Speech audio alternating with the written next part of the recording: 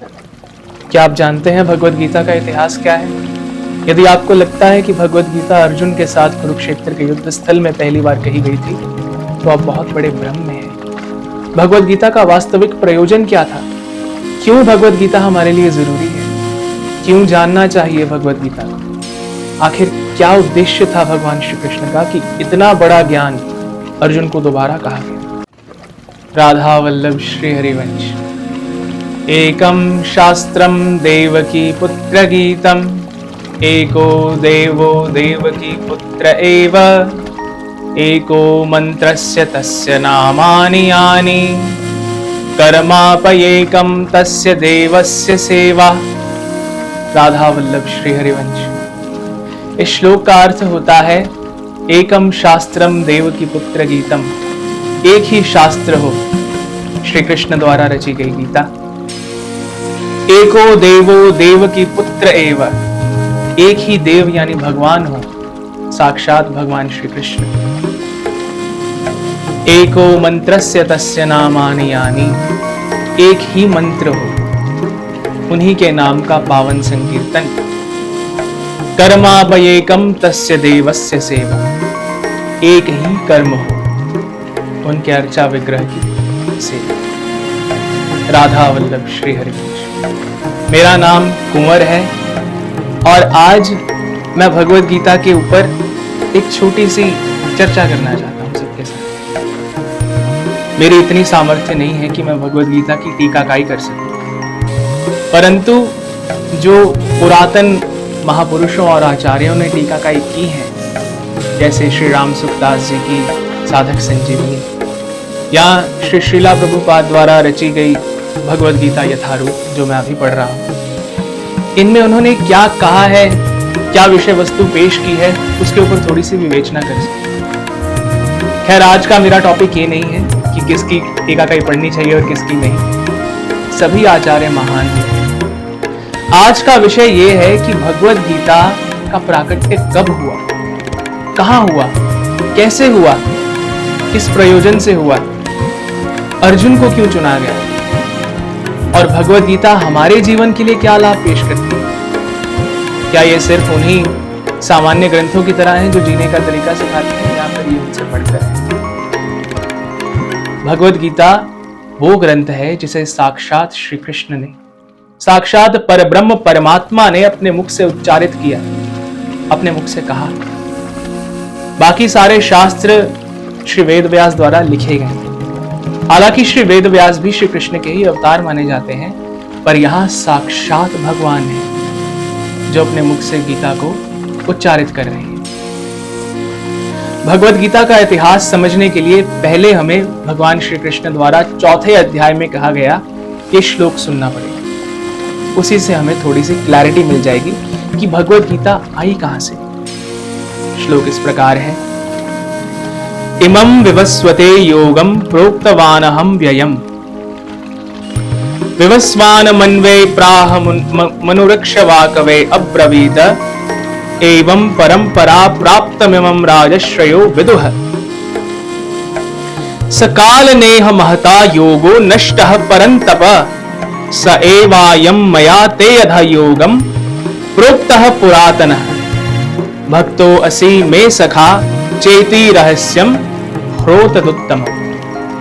अर्थात भगवान अर्जुन को सूचित करते हैं कि भगवद गीता का सबसे पहला शिष्य भगवान का सूर्यदेव विवस्वान थे। विवस्वान ने यह ज्ञान सीखने के बाद इन्हें मनुष्यों के पहले मनुष्य मनु को प्रदान किया। मनु ने फिर यह ज्ञान अपने पुत्र इक्ष्वाकु को प्रदान किया और इक्ष्वाकु ने अपने पुत्र को और उन्होंने अपने पुत्र को।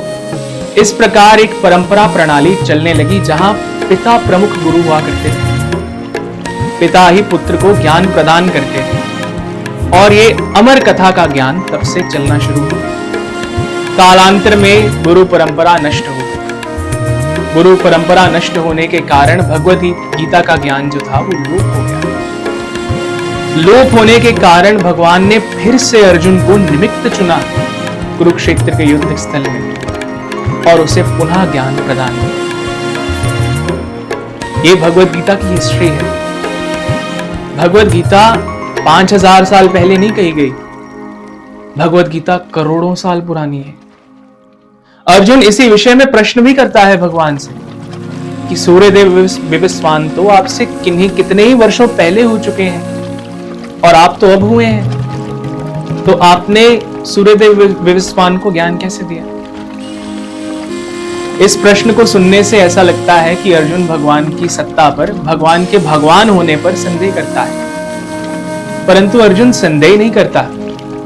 अर्जुन हम जैसों के लिए, क्योंकि कलयुगी लोग विश्वास नहीं करेंगे, हम जैसे लोगों के लिए अर्जुन पूछता है कि आपने भगवत गीता का ज्ञान विवस्वान को कैसे दिया?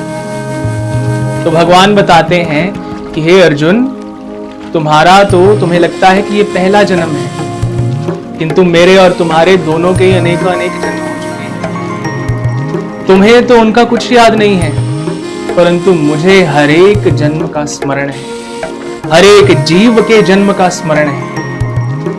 भगवत गीता के दूसरे अध्याय में भगवान आत्मा की घोषणा करते हैं कि जीव कभी नहीं मरता, जीव सनातन है, जीव शाश्वत है, अनादि है, अविनाशी है, क्योंकि जीव श्री कृष्ण का ही अंश है। ये हुई भगवत गीता की हिस्ट्री कि भगवत गीता आई कहां से।